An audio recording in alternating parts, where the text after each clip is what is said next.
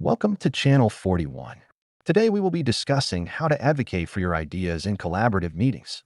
It's a common challenge, right? We've all been in those crowded meetings where it feels like your voice gets lost in the noise. So, how do you make sure your ideas stand out?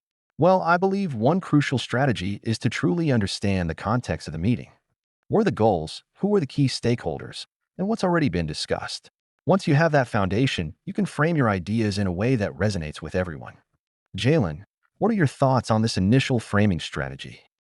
Well, Jack, I think you've hit a really crucial point about understanding the context.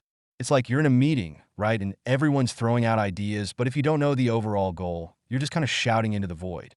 I've been in situations, especially in technical discussions, where a brilliant idea gets overlooked because it doesn't align with the project's current phase.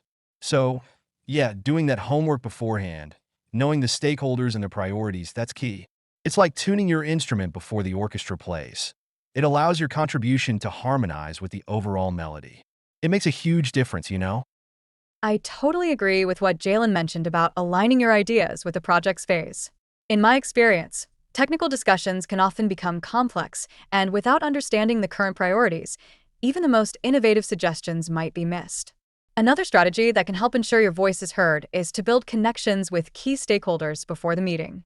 This way, you have a sense of their interests and concerns, which can guide how you present your ideas. Also, practicing active listening during the meeting can be invaluable. By acknowledging others' points and referencing them when you present your ideas, you demonstrate that you are engaged and considerate, which can help your ideas gain traction. It's about creating a dialogue rather than a monologue, fostering a more collaborative and receptive environment. Nia, that's a really insightful point about building connections and fostering dialogue. It's like you're not just presenting an idea, you're building a bridge to understanding, right? And active listening, absolutely. It's not enough to have a great idea. You need to show that you value others' input too. That's how you create a truly collaborative environment. So, to build on what both of you have said, timing is also crucial. Knowing when to introduce your idea can make all the difference. Sometimes it's better to hold back and let the conversation develop than strategically interject when your idea can have the most impact. Jack, I think you were spot on about timing. It's a bit like surfing, actually. You don't just paddle out there and catch any wave. You wait, you observe, you feel the rhythm of the set, and then boom, you choose the right moment to ride. In meetings, sometimes the best move is to hold back, let the discussion flow, and then when you see an opening, you present your idea with precision and impact. That way, it's not just heard, it's received. It's about picking the right wave at the right time to get the best ride. Jaylen, that surfing analogy is spot on. It's about choosing the right wave, absolutely. And it's not just about timing, it's also about presentation. How you deliver your idea is just as important as the idea itself. A clear, concise, and passionate delivery can make all the difference. It's like you're not just presenting data, you're telling a story. And a good story, well, that's what people remember.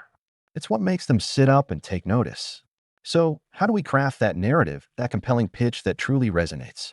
It's a challenge, but it's one worth mastering, right? Crafting a compelling narrative really is a crucial part of ensuring your ideas make an impact. When we think of our ideas as stories, it allows us to connect on a more emotional level with our audience. It is not just about the facts and figures, but about weaving them into a narrative that speaks to the values and goals of the team. Preparing a concise and engaging pitch involves understanding what will resonate with your audience and incorporating those elements into your delivery. It is about clarity, yes, but also about passion. Passion can be infectious, and when your enthusiasm for an idea shines through, it can captivate the room. Even in technical discussions, adding that human element can transform how your ideas are received and remembered.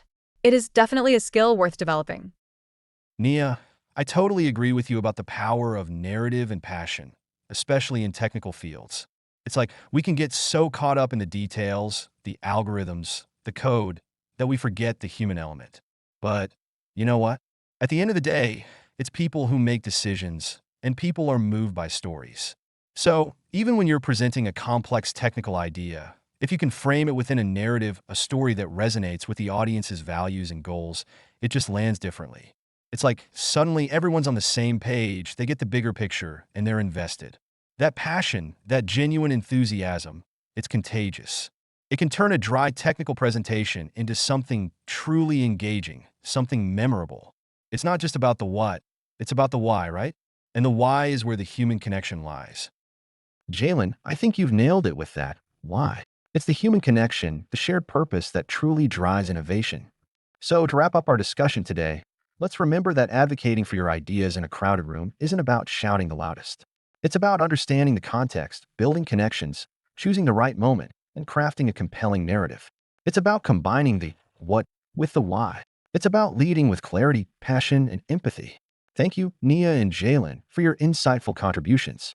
And to our audience, thank you for joining us on Channel 41. Don't forget to like and subscribe for more engaging discussions like this.